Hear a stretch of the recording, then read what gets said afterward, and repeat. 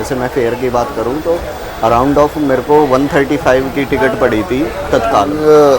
दे रखी है वो काफ़ी अच्छी है, आर्म रेस्ट दे रखा है और सेपरेट सीट के पास ये खाना खाने के लिए एक अलग डेस्क दे रखी है। राम राम मेरे सभी भाइयों को, आपका फिर एक नई वीडियो में स्वागत है।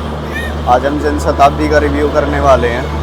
हम जा रहे हैं दिल्ली से देहरादून, तो मैंने टिकट करी है जनशताब्दी की, जो कि सेकंड क्लास सीटिंग में विदाउट एसी ही है, क्योंकि एक ये मेरा जो ट्रिप है वो बजट ट्रिप है। तो बजट ट्रिप में बताने वाला हूँ कि किस तरीके से आप मैनेज कर सकते हैं और कैसे, कितनी अच्छी है, वर्दी है ट्रैवलिंग करने के लिए या फिर नहीं। तो मेरी वीडियो में बने रहिए और मेरे चैनल को लाइक शेयर सब्सक्राइब करें।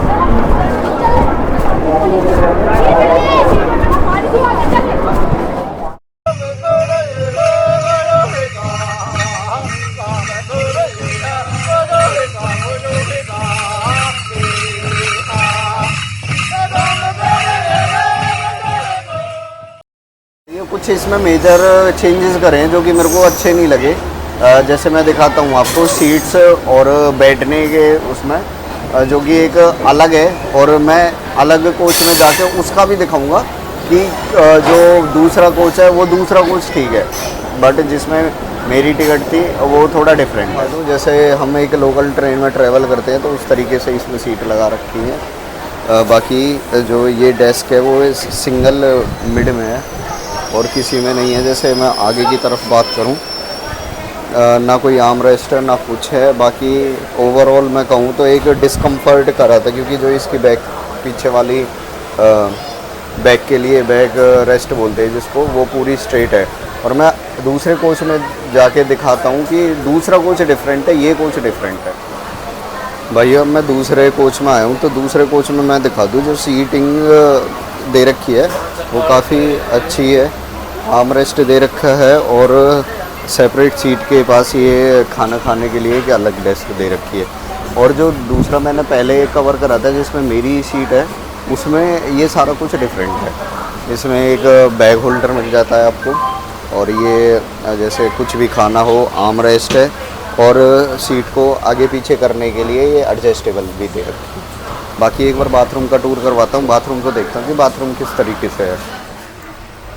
तो भाइयों बाथरूम के बारे में बात करूं तो बाथरूम बड़ा ही गंदा हो रखा है, क्योंकि मैंने नॉन एसी करी थी। बाकी मिरर है कि, और लाइट की कोई व्यवस्था नहीं है, नाइट का टाइम है। और बाकी फ्रंट में आपको वही रेलवे की वही सारी चीज़ें, फ्लश के लिए कोई उपलब्ध नहीं है, और मिरर है वो भी गंदा हो रखा है। बाकी ओवरऑल एक्सपीरियंस की मैं बात करूं तो जनशताब्दी की वैसे टाइमली मैनेज हो जाता है, टाइमली मैनेज। बाकी अगर मैं दोस्तों खाने पीने के बारे में बात करूं तो इधर IRCTC के बंदे बार बार राउंड पे रहते हैं, कभी टमाटो सूप के लिए, कभी चाय के लिए, और स्नैक्स, कोल्ड ड्रिंक, सारा कुछ अवेलेबल रहता है। वो बार बार राउंड पे लगा के वो आपको प्रोवाइड करते रहेंगे कि जिस तरीके से भी खाने पीने का।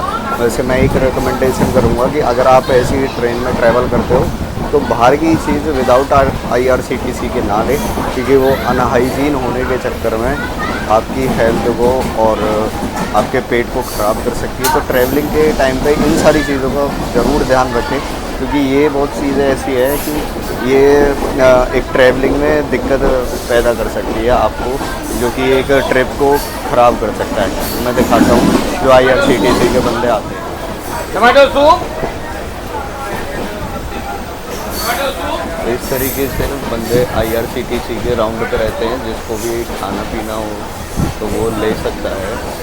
और बहुत सारी चीज़ें आइटम अवेलेबल है,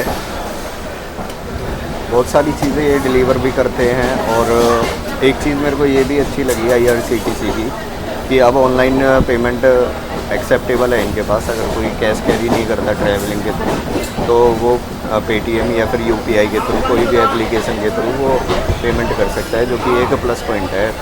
बाकी कुछ ऐसी चीज़ें हैं जो इंडियन रेलवे को अभी सुधार करनी चाहिए ट्रेन के अंदर, क्योंकि हर कोई बंदा अफोर्ड नहीं कर सकता एक राजधानी जैसी ट्रेनों को और वंदे भारत जैसी ट्रेनों को। तो उन सारी चीज़ों पे गवर्नमेंट ध्यान दे और जो मिडिल क्लास फैमिली है उनके लिए थोड़ी सुविधा बनाए ट्रेन में, ताकि ट्रैवलिंग में और किसी जर्नी में कोई भी दिक्कत ना हो और फ्रीली हर कोई बंदा मूव कर सके और इंडिया को एक्सप्लोर करता रहे। ओवरऑल मैं बात करूँ तो गाइस मेरे को तो ठीक है, ना कुछ इतना खास लगा, ना ही ये बोल सकते कि ना वर्थ इट है। अगर कोई बजट में ट्रिप मैनेज करना चाहता है या फिर कुछ करना चाहता है तो वो जनशताब्दी की तरफ जा सकता है। वैसे मैं फेयर की बात करूं तो अराउंड ऑफ मेरे को 135 की टिकट पड़ी थी तत्काल में, जो कि एक ठीक है। अगर हम बस से भी ट्रैवल करते हैं तो वो अराउंड ऑफ 300 या 400 के करीब पड़ जाता है कश्मीरी गेट से देहरादून के लिए।